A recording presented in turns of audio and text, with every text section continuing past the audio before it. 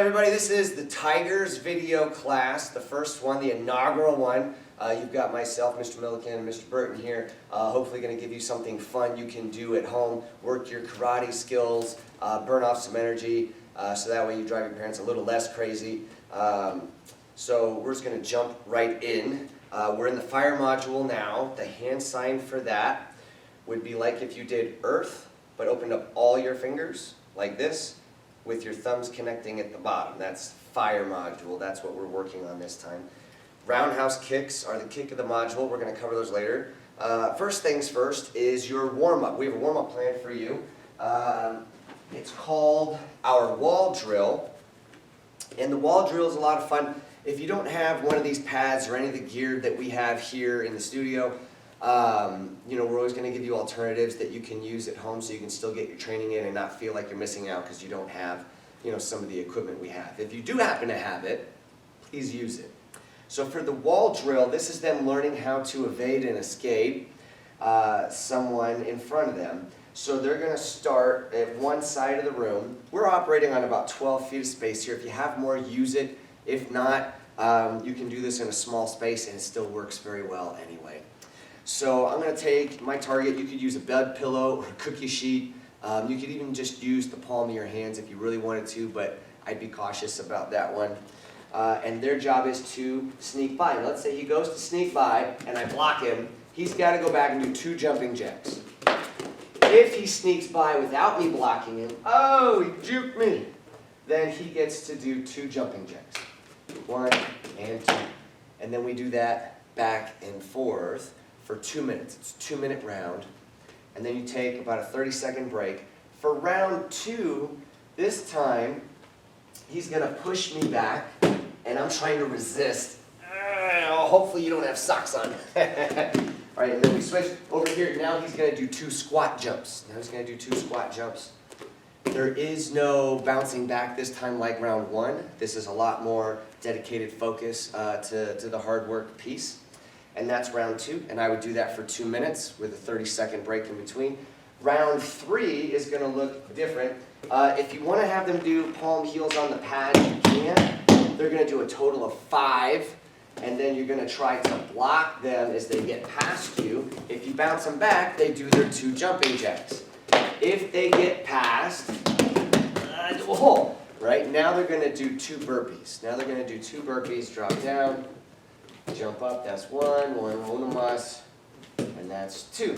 And again, I would do that for 2 minutes, and then take about a 30-second break, get some water. We should always be doing our stretch routine, even though we're still at home. So the stretch routine is we reach up for the ceiling, and then we go straight down for the toes, and we do this for a count of 10. And then we put our feet wide apart. They'll probably say ka-chow. I hope so. I'll be very proud. It's my favorite part of the stretching. And then we're going to go down to one side for a count of 10. And then we go down to the other side for a count of 10. And while we're doing this counting, one of the things we like to do when it's in small groups is you take turns finding different ways of counting 10. Kind of like a road trip game, but instead of finding different license plates, you could do like the ABC game, where you might say apples, bananas, cranberries, what's that? The dragon fruit, right? Nice. But you're just trying to come up with 10 different things, right, that aren't just numbers to keep it entertaining, use that creative side of your brain. So once we've done both sides, we have sumo.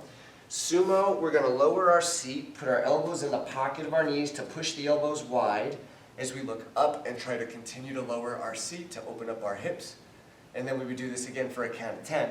And those are really the only stretches you need to do at home for now. If you want to do additional ones like a quadricep stretch or the upper back or chest stretches, you're more than welcome to do those.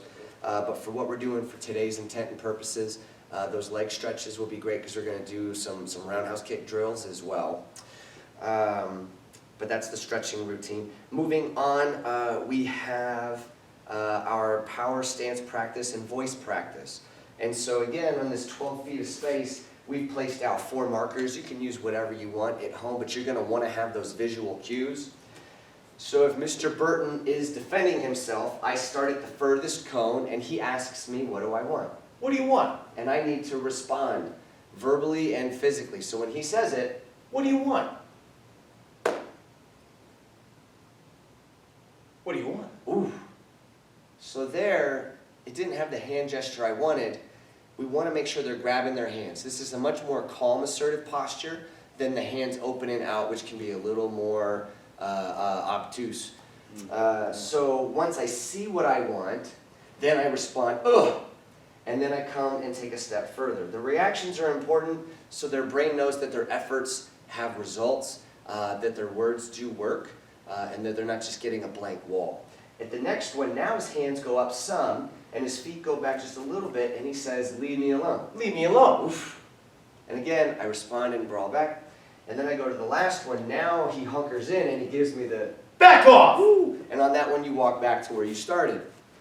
Now what's fun is you can do a role reversal where now you're the one saying, what do you want? Leave me alone, back off. And they get to watch you model it and see how you do it and hear that tone of voice you get, because their brain traps onto that really well too. And that will serve them largely in the future if they ever need to use their words or work these proxemics. So this whole back and forth, I would do five times back and forth to get lots of repetition and understand what's going on. It's okay if you kind of laugh and get silly some. This is meant to be fun. But when we need that serious voice, please make sure they're using that serious voice. Once we're done with the power stance practice, we want to work on our roundhouse kicks. And so for our roundhouse kicks, the biggest thing for them is going to be their pivot and their chamber. The pivot, if I'm kicking this way, I'm going to point my heel where I want my kick to go.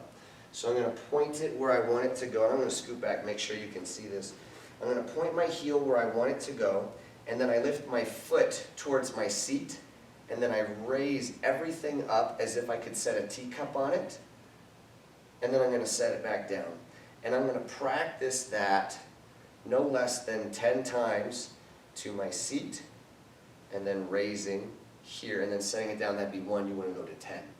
Once they have that down, he's going to hold his hand out. And now I'm going to give his hand a foot 5 by lifting my chamber, raising it up, and I go 1, and then I set it back down. And then I can go again, 2, and then I set it back down until you get to 10. Once they've done that, then I want to see if they can make it to 10 without bouncing or putting their foot down over and over and over again in place. Can they get to that number 10 without bouncing around that they like to do, or setting their foot down? If that happens, have them start over. Only have them restart 3 times. Otherwise, we're going to switch, and then you would do the other leg. I have my pivot, I lift my foot, I raise everything, and then I have my chamber, set it down 10 times, chamber, kick, land 10 times, and then I have my chamber, raise 1, 2, 3, 4, 5, 6, 7, 8, 9, 10 kicks, and then I set it down. Make sure you're getting symmetry between both sides, so you don't have one big strong leg and one itty bitty little skinny leg.